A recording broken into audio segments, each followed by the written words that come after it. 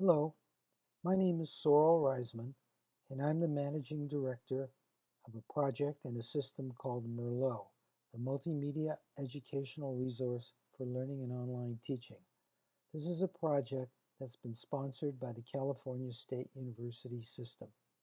I'm also a professor of information systems at California State University at Fullerton, and I'm an open educational resource Fulbright specialist. Today, I want to give you an overview of the system called MERLOT, which is a repository and a community for finding open educational resources, sometimes called OERs. In this description, I'm going to talk about how you find OERs in MERLOT through our search functionality. I'm going to talk about how the resources are actually added into the collection. Then I'm going to discuss the community nature of MERLOT and how we ensure the quality of the learning materials that you find in MERLOT. And lastly, I'm going to speak about the international implications of using MERLOT around the world. Firstly, the MERLOT vision. MERLOT seeks to be a premier online community where faculty, staff, and students from around a continually changing world share their learning materials and pedagogy. So the most noteworthy aspects of our system is that we are, first of all, a community, and second of all, it's a community that's built around a collection, a database collection of things called learning materials, learning objects, sometimes called open education resources or OERs. I'm going to give you a very quick history of MERLOT. We're almost 20 years old, having started in 1997. It was invented at California State University in Sonoma, which is in Northern California, sometimes called the wine country. Some professors at Sonoma State, another name for the university, they say we're sitting around in a bar drinking wine, happened to have been Merlot wine or Merlot grapes, and they came up with this idea on a napkin, and one of them said to the other, "This is a great idea. What should we call this?" And the other said, "Why don't we call it Merlot?" Then they decided, can't really name a system after a wine. Let's call it Merlot, but let's make Merlot be an acronym for Multimedia Educational Resource for Learning and Online Teaching. Now, 20 years later, Merlot has been around, and we now have a collection of almost 80,000 materials and 147,000 registered members. The system has continued to change over the 20 years, and as recently as this month in July 2017, the system has been enhanced with something called a Smart Search, which I'm going to show you a little bit more of in a few minutes. So what exactly are OERs? This is short, an acronym for Open Educational Resources. And when we talk about and use the word open, oftentimes it's misused. Here are three categories of open that we often talk about. Open source. Open source, or OS, as shown here, refers only to software. So if somebody is talking about open source books, that's an incorrect use of the words because open source is software. Open access, yet another kind of openness, refers to published material, either journal articles or textbooks. So software is not open access, it's open source. Journal articles or textbooks that can be categorized as open access. Finally, we have this topic called Open Educational Resources, OER. And underneath this, you can see three examples of OER: open courseware, open textbooks, or something called open learning objects. So online courses can be OERs. Even open textbooks or open access textbooks can be OERs. And finally, something called learning objects can be OERs. But note that these are not all even or equal. Why do we even contemplate using the concept of openness? Well, there are benefits of openness for both instructors and for students. So for instructors or researchers, for example, we build on the work of others. So the work that we do, the publications that we have, the research that we accomplish, we make it available and open so that subsequent researchers and instructors can take our work and build on it and develop their own uh, kinds of materials based on what they've gotten from previous developers. Openness is also great for students because if things are open, that means they're available, and oftentimes they can make the students' learning experience a lot simpler because it's a lot less expensive to find materials that are open, and usually there are a lot more materials that a student can use if they can find open education resources. So anyway, there is a very specific definition for open education resources, and it came from this UNESCO forum called Open Educational Resources that was held in 2002. It was a forum funded by the Hewlett Foundation, and this Hewlett Foundation has been a great supporter of OERs in the last 15 years, ever since this forum was first held.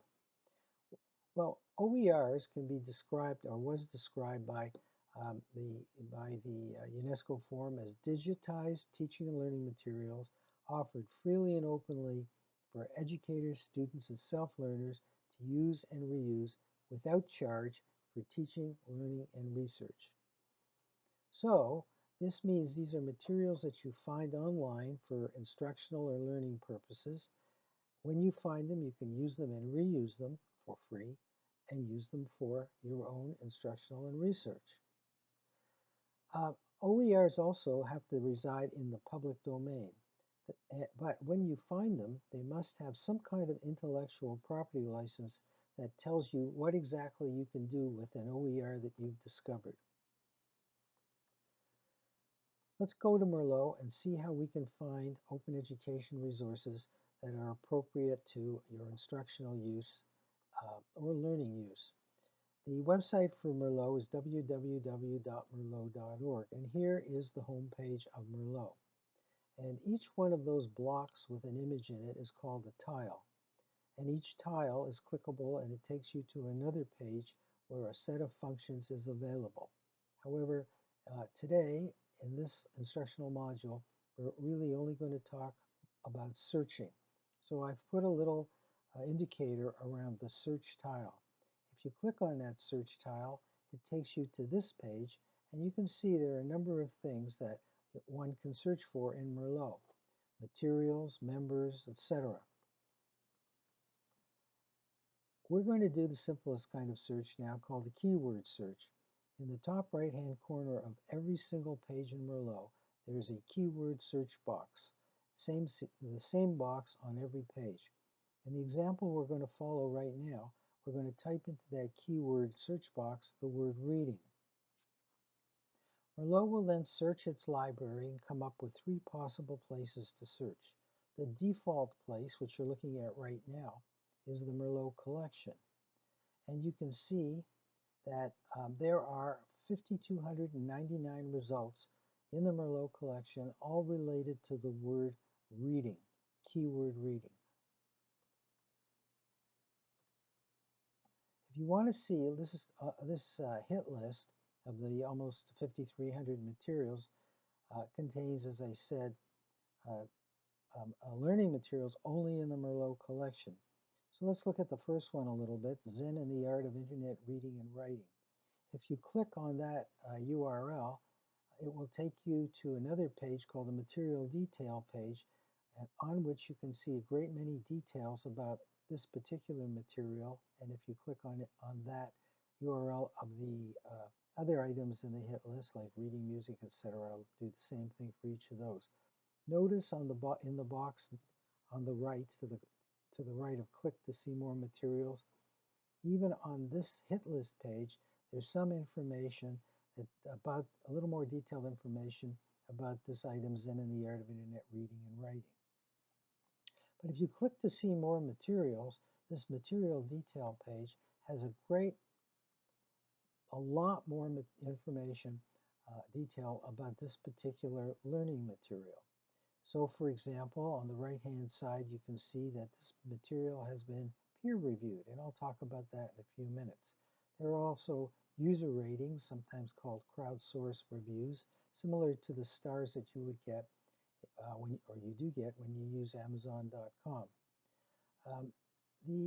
Every one of these materials has also associated with a threaded discussion. So if you wanted to initiate or participate in a discussion about Zen and the art of internet reading and writing, if you were to click on the discussion link to the right here under quality, it will take you to the threaded discussion related to this particular learning material. If you want to go and see the material itself, if you click on Go to the Material, it takes you to this URL. Note that this URL is no longer in Merlot. That's because Merlot only hosts the metadata or the descriptive material related to learning materials.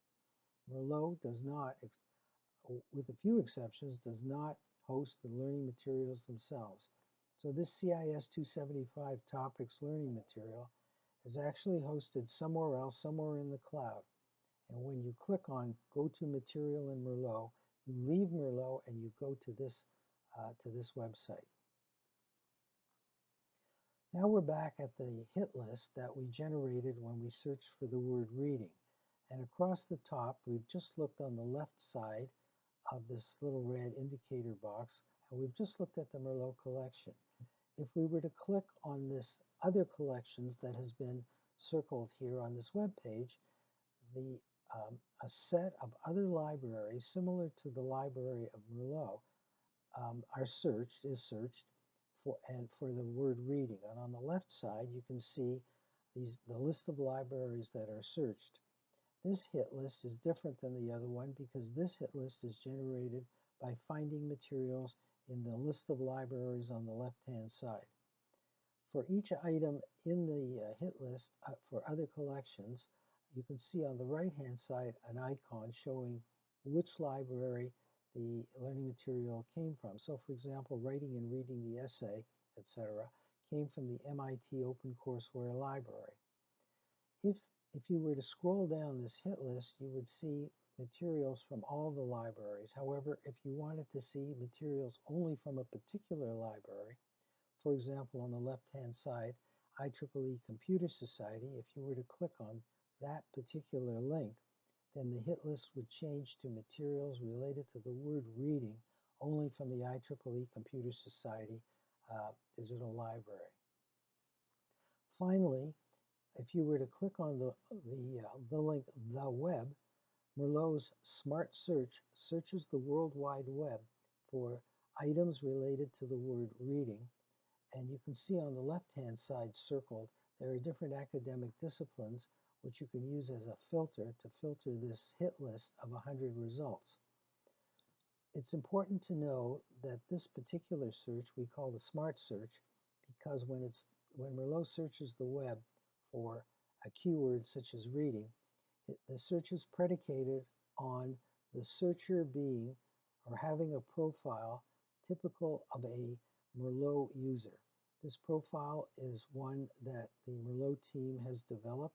We call it our secret sauce, something like the Coca-Cola recipe, where the search, as I said, is predicated on characteristics of a typical Merlot user.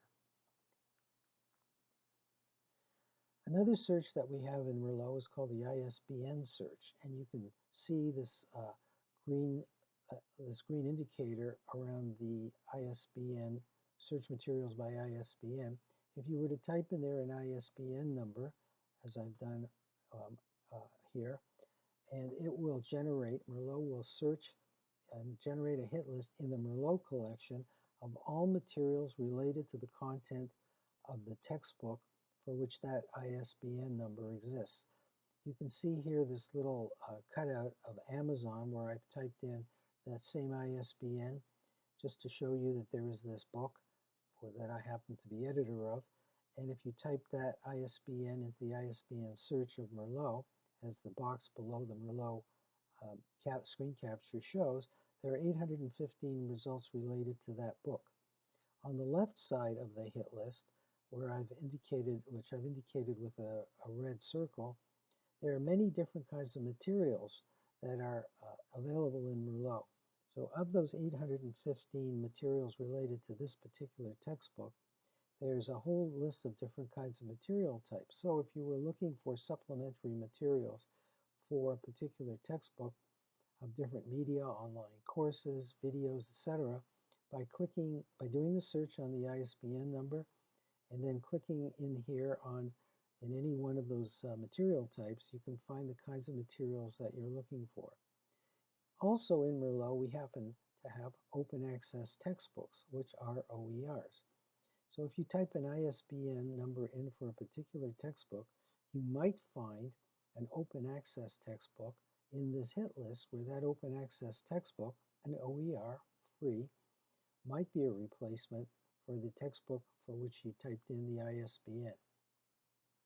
Textbooks are quite expensive for students, and if you were able to find an open access equivalent through this search, you might be able to adopt a book equivalent to or similar to the one you were searching on, and then be able to adopt a free version or a lesser expensive version for your students. Note too that there are online courses available as a material type. So if you're looking for supplementary materials related to a textbook that students can use for homework assignments, etc., you might be able to find them through this kind of search. Let's talk about the quality of MERLOT resources. MERLOT is unique because all the materials in MERLOT are curated to one degree or another. The most serious kind of curation is called peer review, and peer review is carried out by a structure that we have called editorial boards. Here is a list of editorial boards for which that MERLOT has that all the materials are curated by. Each one of the academic disciplines in this list is led by a group of volunteer subject matter experts. The editorial boards that we have the subject matter experts are organized into editorial boards that are like journal editorial boards. The purpose of the editorial board, as I mentioned, is to review and validate collection submissions. So the editor, subject matter expert of an editorial board, is a volunteer professor somewhere probably. He has a board, a set of board members with associate editors, and a set of peer reviewers, all subject matter experts. These folks review and do the so-called peer review of materials that are submitted or contributed to MERLOT in their particular academic discipline.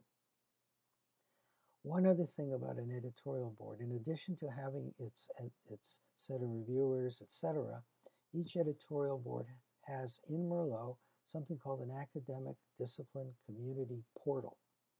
Because each discipline believes or may believe that their way of using learning materials is different than another academic discipline, we've provided one portal for each of the academic disciplines, allowing each discipline to demonstrate how their own discipline might use learning materials to teach their subject matter. So for example, we have an academic discipline called physics. Physics may believe that how they use online materials is different than another academic discipline such as mathematics. So discipline has its own portal, mathematics has its own portal, and how each of them display the different usage of learning materials may be different for the portals, is shown in the portals. How are these peer reviews and editorial boards different from a journal? First of all, a MERLOT editorial board evaluates teaching materials and not research articles. Peer reviewers in MERLOT receive peer review training. Usually, people who review articles for academic journals do not receive training. We do this because we believe that it's important to be able to understand the nature of online materials, which is different, of course, than a journal article. When a learning material has been reviewed by a set of peer reviewers, we work with the author or developer of the learning material if there are improvements that we feel are necessary or should be done to a learning material, we work with the author of the learning material to improve it. So the peer reviewers actually, in some sense, are like mentors for authors of learning materials.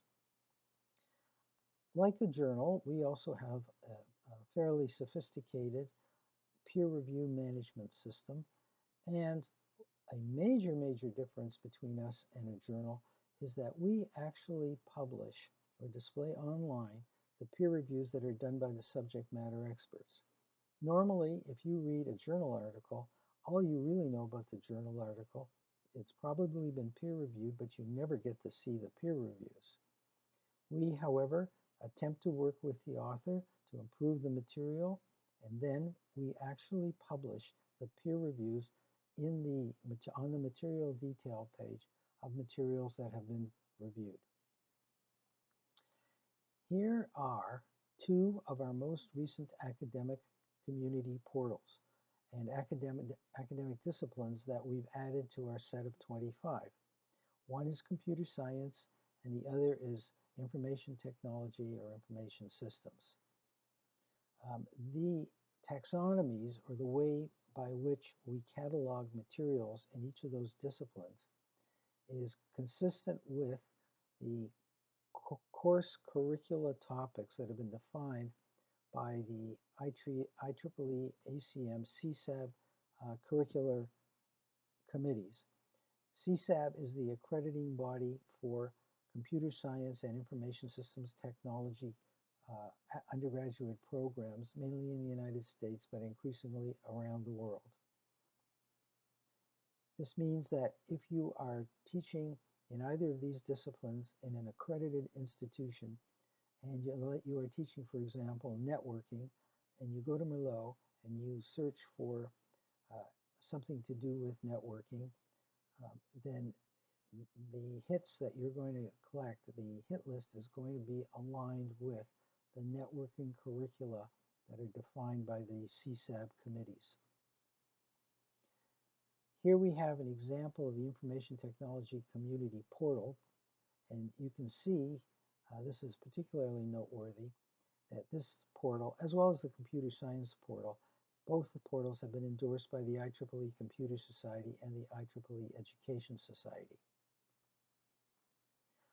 People often ask, where do our materials come from? Well, they come from two main sources, one of them by individual members and one by partner institutions. Firstly, anybody can come to MERLOT and search. You don't have to log in, you don't have to register to search.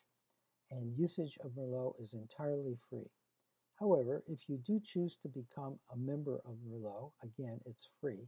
There are many things that you can do besides search. One of them is to contribute directly to the collection. Another thing you can do is use the MERLOT Content Builder, which is a website development tool which MERLOT inherited from the Carnegie Foundation, to build websites that, in fact, MERLOT hosts. The third thing you can do with MERLOT is build a course e-portfolio, and we have tools that enable you to do that. So you can contribute a material that you might discover on the World Wide Web, or you might be building yourself. You can contribute the metadata, the description of that learning material, to the MERLOT collection. Or you can use the Content Builder to build a learning material and contribute that to the collection. Or you can develop, using our tools, a course e-portfolio, and that too would be a learning material in the collection. Finally, here, we have something called partner institutions. I said that MERLOT is a community. MERLOT is also a consortium with partner institutions from around the world. Oftentimes, a partner will have a collection of learning materials that they would like to include in the MERLOT collection. So we have methodologies and tools that enable us to batch input large numbers of learning materials from a member or partner institution into the MERLOT collection.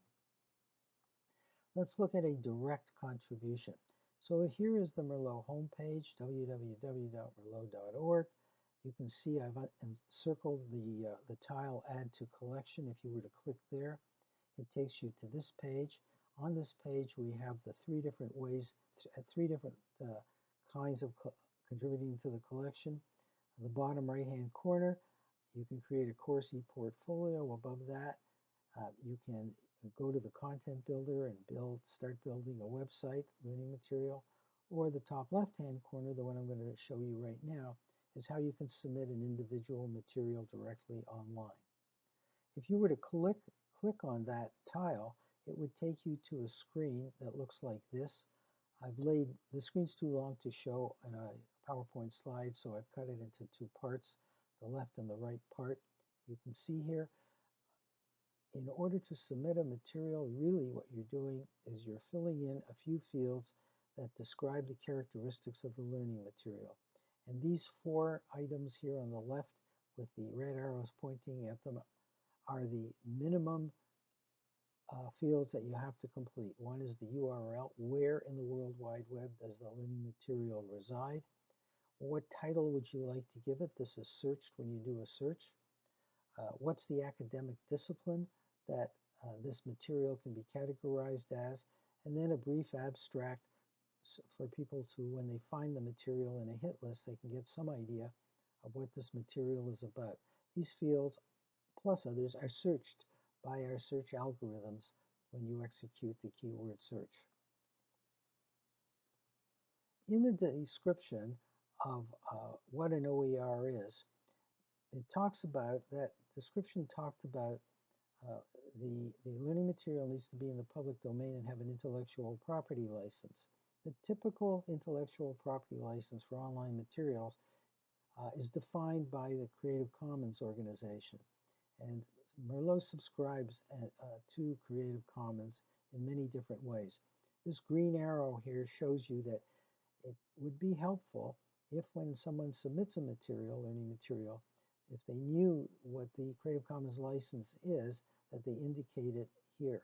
That way, too, when you go to search for materials in MERLOT using our advanced search, you can search using the keyword, but in the advanced search, if you wanted to search only for materials with a particular kind of Creative Commons license, it's easy to do that. Now, a final comment regarding MERLOT's international utility. A few years ago, when MERLOT was first invented, it only operated in the English language. But we made significant changes to it 5 or 6 or 7 years ago. Now, materials can be submitted to MERLOT in any language. And if you're operating with a keyboard of some foreign country, any foreign country, you can search for MERLOT using that keyboard. Or you can enter data in your foreign language using that keyboard. In addition, all MERLOT materials, all MERLOT web pages can be translated to any language using Google Translate. It's an option that's available at the bottom of every single page in MERLOT. Because Google is not allowed in the People's Republic of China, and we want MERLOT to be used there, to be able to be used there, we disable that functionality for the PRC. Finally, MERLOT does have a set of APIs, interfaces, that allow people who have their own web application to interface directly to MERLOT through our APIs. So, for example, if you wanted to develop or to link to MERLOT from, again, let's say a Chinese language website, our APIs can be integrated into that website, and the functionality of MERLOT accessed directly in the Chinese language from the Chinese application, rather than from merlot.org, which could be translated into Chinese also. If your university has a faculty development portal, MERLOT APIs can be integrated there so that your faculty development portal can allow faculty users to get to MERLOT, search MERLOT, etc. directly from that portal. So those are the basics of MERLOT. There's really a lot more there. You really need to visit merlot.org and try the different functions. You should really, too, join MERLOT in order to be able to use the things beyond searching. And remember, whatever you do in MERLOT, it's all free. So have fun when you use it, and happy teaching and happy learning.